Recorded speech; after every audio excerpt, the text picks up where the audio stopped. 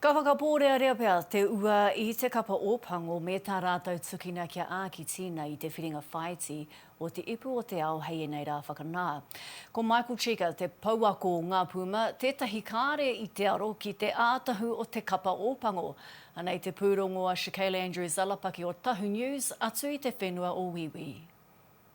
Ko tae mai mātai ki pare, e whakarite ana Te Kapa Ōpango mo te whiringa whaiti ka tū hei apopo ki Argentina. E hikaka ana te taone nei, ahakoa ko puta France mai te tātā whainga. No te ata tonu nei, I kōrero tahi mātou ki tēnei kai tautoko te ao whutuporo a Mackey ki te taone nui nei. E mōhio ana a Mackey ki te ao whutuporo, ko Te Kapa Ōpango tōna kōwhiringa I tēnei wā. Me kei te pātai mai, me ka tō rātou ka kio ai, ai rungi te humare. Ko whakaingoatia e Ian Foster Te Kapa e tākoro ana, toko ono ngā kai tākoro Māori, e tā peke ana I tēnei kēmu nui whakaharahara. Mare e tātou te ekenga o ngā kai tākoro Māori ki rutu I Te Kapa. Ki au nei, kei te miharoro atu au ki a Aaron Smith, ko ro nei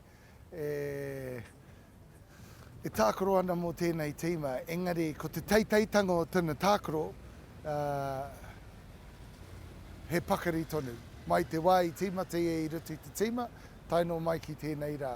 I whiwhia Cody Taylor raua ko Aaron Smith I te kāre kōwhai I te kēmu I tērā wiki ki te kapa o Airani.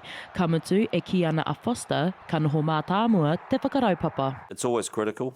We were disappointed with one thing we didn't want to do against Ireland is get yellow cards, and we got 2 of them. And I think our discipline and accuracy has improved consistently through this tournament, and I felt that we had a really disciplined performance again against Ireland. So I know we had a couple of yellow cards, but for a majority of that game, I felt we actually were very much in control of how everything we did. So we just got to take the confidence from that. Engari rā, e hara I te mea ko te whutuporo anake, ko te haka te kaupapa kōrero I tēnei wiki, ko taha ke nei. Yeah, the haka was loud for sure, but I guess we can't control the crowd. They do what they want. For us, it's about just expressing ourselves and through the haka, and I think we did that really well. I nai anei, ka tau ngā kai tākaro I roto I a rātou ake kaupapa I moi te pō nui. In terms of rituals, not too many rituals, probably a bit of cards tonight, a fair bit of chocolate, and then tomorrow it's just sort of chill out throughout the day. 9 o'clock kick-off's quite obviously a late kick-off, so it's just about not getting too keen too early, just enjoying the day and then looking forward to getting into it later tomorrow night. Very similar. I'll play Damo in 500 tonight.